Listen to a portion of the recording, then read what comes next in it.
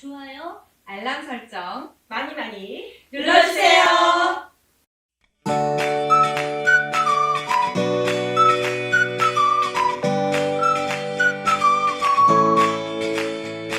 금융소비자TV의 정지혜입니다. 이세연입니다. 안녕하세요. 네.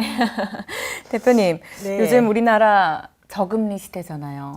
그쵸. 낮아도 너무 낮지 않아요? 네, 뭐 은행 가면은 이제는 보관비를 내라고 할 것 같아요. 이제. 네, 그러니까요. 그래서 네. 이렇게 저금리 시대에 은행 예금 적금으로 돈을 불리기란 정말 쉽지가 않은데 네, 그렇죠. 이럴 때일수록 이제 세금을 절세할 수 있는 금융 상품이 또 인기라고 하더라고요. 네. 목돈을 만드는 데 도움이 된다고 하던데. 네, 아무래도 한 푼이라도 더 이렇게 만들어야 되니까. 네, 그러니까요. 네. 그래서 이 세금을 절세할 수 있는 금융 상품에 대해서 오늘 알려주신다고 하셨죠? 네, 네. 좀 절세할 수 있는 상품 뭐가 네. 있나. 그래서 어떤 것들이 있는지, 어떤 방법이 있는지 먼저 알려주시겠어요? 네. 네. 뭐 일반 우리 서민들이 저축하는 그 예적금, 그다음에 뭐 네. 보험사의 그런 저축성 보험, 그다음에 증권사 이런 펀드 상품 이런 거에 대해 저축하시면 보통 뭐 이자나 배당 소득세가 이제 금융소득세라고 해서 15.4%가 이제 부과가 되는데요. 네. 근데 이제 오늘은 이 15.4%를 줄일 수 있는 상품, 네. 대표적인 게 한 세 가지가 있거든요. 세 그래서 가지요. 네, 그래서 금융은 삼총사라고 할 수 있는데요. 네. 네, 그 상품들을 좀 소개해 드리려고 합니다. 네. 네, 그래서 금융자산 관리에서 이제 좀 꼭 필요한 상품인데요. 바로 이제 첫 번째는 비과세 종합저축, 그다음에 두 번째는 상호 금융사의 예탁금과 출자금, 그리고 ISA 개인 종합 자산 관리 계좌입니다. 네. 네. 이렇게 세 가지 네. 말씀해 주신 게 비과세 종합저축, 또 상호금융의 예탁금과 출자금, 네. 그리고 마지막이 ISA 개인 종합 자산관리 계좌. 네. 이렇게 세 가지인데요. 네네. 우선 절세 혜택을 주는 금융상품들이 가입 조건은 있을 것 같은데 네. 소개해 주신 이 금융상품들에 대해서 하나하나 한번 구체적으로 살펴볼게요. 네네. 네, 일단 첫 번째, 비과세 종합저축. 이것은 누가 가입을 할 수가 있는 걸까요? 네. 아무래도 뭐 세금을 비과세한다는 건 한 푼도 안 내는 거잖아요. 그러니까요. 그래서- 솔깃해요. 네. 그래서 뭐 비과세 종합저축을 아무나 가입할 수 있는 건 아니고요. 네. 대상자가 한정되어 있는데 이제 올해 2019년 기준으로는 만 65세 이상이신 분, 그다음에 장애인, 그다음에 독립유공자, 그다음에 그 유가족, 그리고 국가유공 상이자, 그다음에 기초생활수급자, 5.18 민주화운동 부상자, 그다음에 고엽제 후유증 환자 등이 가입을 할 수가 있습니다. 네. 네. 그런데 이제 이 만 65세 이상인 분들 중에서도 사실 이제 그 은퇴하시거나 이러신 분들이 자산가이신 분들이 많거든요. 네, 그렇죠. 요즘에는 그렇죠. 네, 젊은 분들보다 이 은퇴하신 분들이 돈이 더 많을 수도 많거든요. 있죠. 네. 그래서 그 65세 이상인 분들 중에서 돈이 좀 있으신 분들이 이 상품 많이 가입을 하고 계세요. 그래서 사실 서민들한테 혜택을 주려는 정부의 의도가 좀 그러니까요. 반영이 안 되고 네. 이 고액 자산가한테 세제가 좀 이렇게 세제 혜택이 돌아가서 이제 정부에서는 그 올해 세법 개정안에서 내년부터 그 가입하는 이 비과세 종합저축은 소득 상위 계층은 가입할 수 없도록 제한을 하기로 했고요. 그래서 이제 그 기준은 이제 만 65세 이상이시지만은 이제 올해 가입 아니고 내년에 가입하시는 분들은 네. 그 직전 3개년도에서 한 번이라도 네. 이 한 번이라도 금융소득 종합과세 대상이 되시는 분들은 가입을 못하시게 막아놨습니다. 네, 지금 금융소득 종합과세 대상자라고 네네. 말씀하셨는데 네. 전 이것도 잘 모르는 네, 조금 어렵죠. 고민이에요. 어떤 네, 걸까요? 네, 금융소득이라는 건 아까 그 이자하고 배당소득을 네. 이제 두 가지를 말하는데요. 그 금융을 이제 운영해서 발생하는 소득이요. 그래서 이제 뭐 은행에서는 이자가 발생하고 그다음에 증권사의 펀드나 뭐 이런 것들 뭐 부동산 임대소득이 부동산 펀드라든가 이런 것도 배당소득이 발생을 하는데요. 네. 비과세 이제 금융소득이 발생하면 비과세되는 상품도 있고 또 분리과세되는 상품도 있어요. 그래서 네. 이 비과세되고 분리과세된 금융소득을 제외한 그 나머지 그 이자와 그 배당소득 금액이 1인당 개인별로 연간 2천만 원을 추가하면 네. 그 수익이 전체가 다 개인별 종합소득세 합산이 돼서 종합소득세를 내게 되거든요. 네. 그러니까 이 종합소득세 사실 이게 1인당 2천만 원인데 2천만 원을 넘으신 분들은 돈이 좀 있으시고 그런 거죠. 예, 하신 분들이잖아요. 맞아요. 그래서 네. 그 소득세율 구간도 굉장히 높을 확률이 많고요. 그래서 예를 들어서 2천만 원 이자를 받으려면 얼마를 넣어야 될까요? 은행에다 연 2% 예금금리다 하면은 10억. 예, 10억을 넣어야 되거든요. 10억이요? 네, 아, 10억에 네. 2%면은 2천만 원이거든요.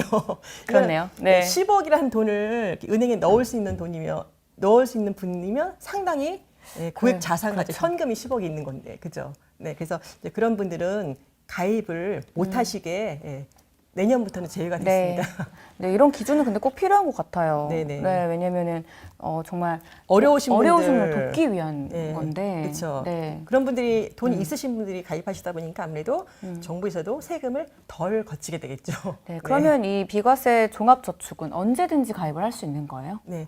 그래서 원래는 사실 네. 그 올해까지만 이걸 시행을 하기로 했었는데요. 아, 네. 네, 근데 가입 기간을 1년 더 내년까지 연장을 했어요. 그러면은 내년까지밖에 가입을 못 하는 네, 거네요. 그래서 만 65세 이상인 분들은 빨리 가입하시는 게 좋을 것 같고요. 은퇴 이제 자산 운영하실 때. 그리고 특히 이 금융소득 종합과세 대상자분들은 올해 안에 꼭 가입하셔야겠죠. 그러니까요. 네, 내년에는 가입을 못 하시니까. 네. 네네. 그러면 이 비과세 종합저축의 혜택과 특징이 있다면 어떤 게 있을까요? 네. 뭐 상품 이름대로 비과세 종합저축이니까 이자 네. 소득세를 하나도 한 푼도 안 떼고 전액 다 비과세 해주는 건데요. 이거는 이제 은행뿐만 아니라 증권사나 그다음에 상호저축은행, 보험사 등 대부분의 다 금융기관에서 가입을 할 수가 있어요. 네. 그 가입 한도가 있겠죠. 그래서 한 5천만 원. 네. 네, 납입 원금 기준으로 5천만 원까지 네. 이제 그 납입을 하실 수가 있고요. 그래서 이제 수익을 많이 얻으시려면 사실 모든 금융기관에서 가입을 하실 수 있기 때문에 5천만 원을 은행에다만 딱 넣어놓으면 사실 뭐 2% 이렇게 한정돼 있잖아요. 그러니까 저는 개인적으로 뭐 증권사의 그 국공채 채권, 국공채 채권 같은 거 안전하거든요. 그러니까 네. 증권사 하면 사람 보통 이렇게 주식만 이렇게 많이 생각을 하시는데 그러니까요. 안전한 상품도 있거든요. 찾아보면. 예, 그래서 증권사의 그런 안전한 국공채 상품이라든가 아니면 상호저축 조금 시중은행보다 금리가 약간 높은 상호저축은행 예적금 이런 거에다가 좀 분산시켜서 가입하시는 게 좋을 것 같습니다. 네, 소개해 주신 이 상품들 중에 상호금융사의 예탁금과 이 출자금 네. 이런 것도 비과세 상품이라고 하셨는데 네네. 이 상품에 대한 혜택도 한번 알려주세요. 네. 먼저 이 상호금융사라고 하면 이제 제1금융기관이 아닌 우리 네. 이렇게 주변에서 볼 수 있는 새마을금고, 그다음에 농협이나 수협의 단위조합, 네. 네. 그다음에 이제 신협 네, 이런 금융기관을 말하는데요. 이제 보통 거기다가 상호금융사에다가 저축할 때는 예탁금하고 출자금이 있어요. 네. 예탁금하고 출자금의 차이를 혹시 아시나요?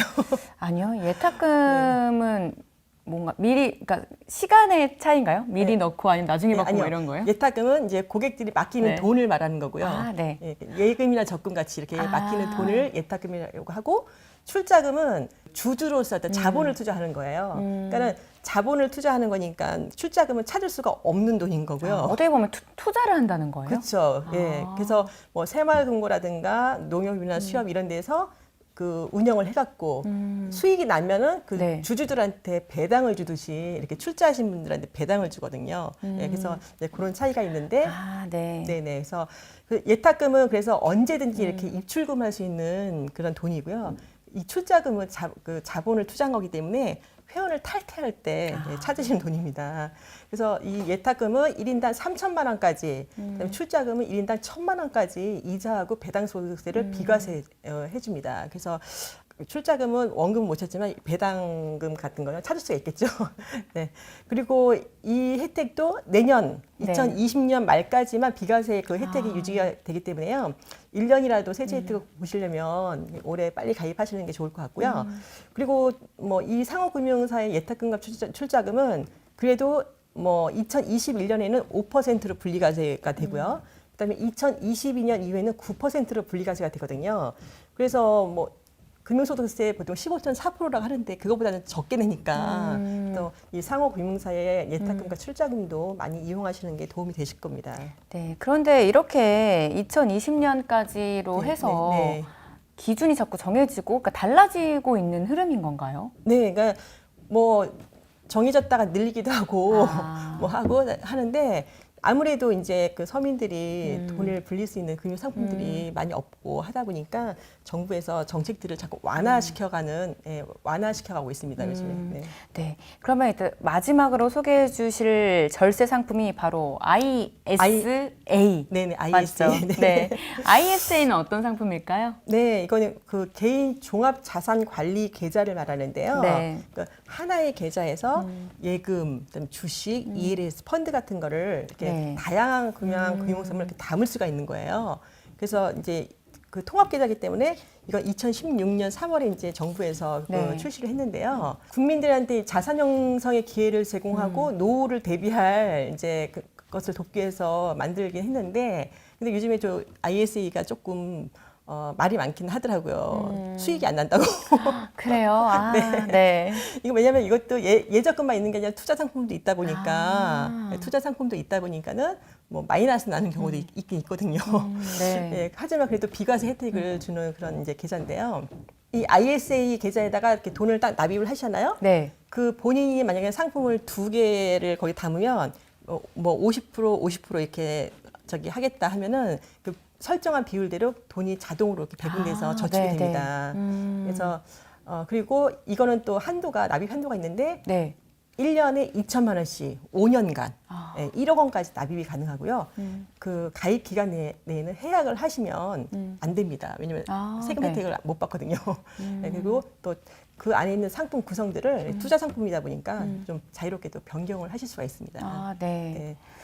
그리고 또 이 상품은 이제 아까 뭐 5년 납입할 수 있다고 했는데 그 유형에 따라 또 3년짜리도 있기는 해요. 아, 그래요? 네, 그러니까 서민형하고 농업인형, 그다음 일반형 이렇게 그 세 가지가 있거든요. 상품 유형에. 네. 근데 이제 그 서민형하고 농업인형은 총 급여가 5천만 원 이하이신 근로소득자, 그다음에 그 종합소득 금액이 3,500만 원 이하인 개인 사업자분들, 이런 분들은 이제 서민형을 가입을 하실 수 있고, 여기에 해당하지 않으신 이제 소득이 조금 높으신 분들은 다 일반형으로 예, 5년짜리 네. 가입하실 수가 있습니다. 네.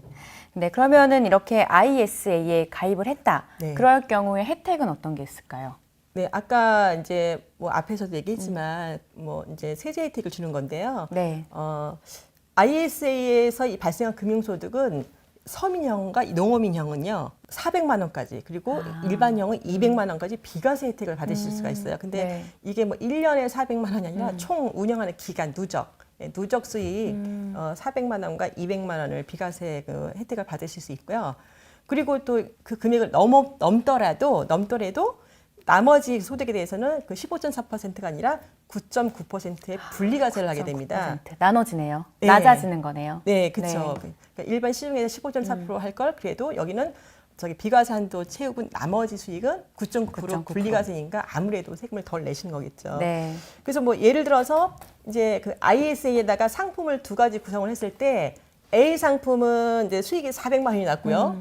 B 상품만 손실이 100만 원이 났어요. 네. 그럼 예전 같으면은 뭐 손실 난 거는 물론 세금이 없겠지만은 수익 난 거 400만 원의 그 15.4%인 62만 4천 원을 다 세금을 내야 되거든요. 그렇죠. 예, 근데 이 ISA는 통합 계좌다 보니까 정산을 해요. 그래서 수익 400만 원하고 손실 100만 원 한 걸 정산을 하면 300만 원 수익이 난 거잖아요. 네. 그렇죠. 그래서 이거를 뭐 일반형이라 가정했을 때 300만 원 중에서 200만 원은 비과세 혜택을 비과세로. 보시는 거고, 네. 나머지 수익 100만 원은 분리과세 9.9%니까 9만 9천 원만 세금을 내시는 거니까 아무래도 일반 금융 상품보다는 세금을 덜 내시게 됩니다. 그렇네요. 네, 조금 복잡하기는 한데 어쨌든 세금을 조금 덜 내는 건 확실해 보입니다. 네, 네. 그렇다면 이 ISA에 가입할 경우 네.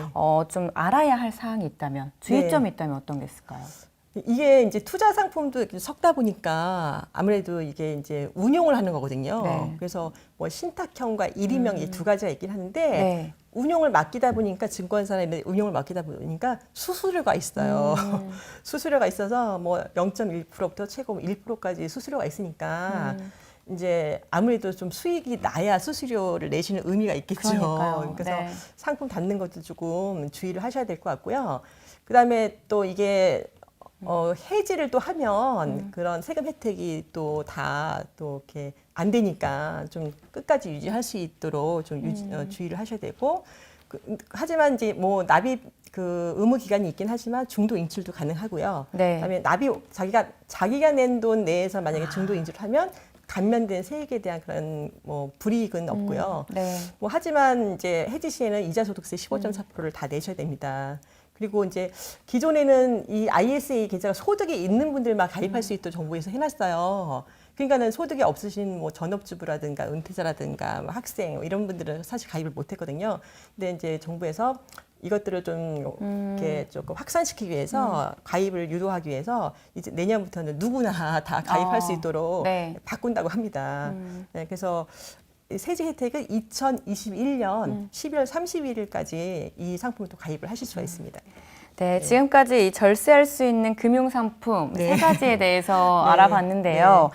저금리 시대에 이제 목돈을 마련하기 위해서는 네. 이런 비과세 상품도 적극적으로 활용을 해보시는 게 네. 네, 좋을 것 같습니다. 네. 네, 오늘 정보도 굉장히 많은 도움이 됐을 것 같아요. 너무 정보가 많죠? 네, 너무 많아요. 앞으로도 많죠.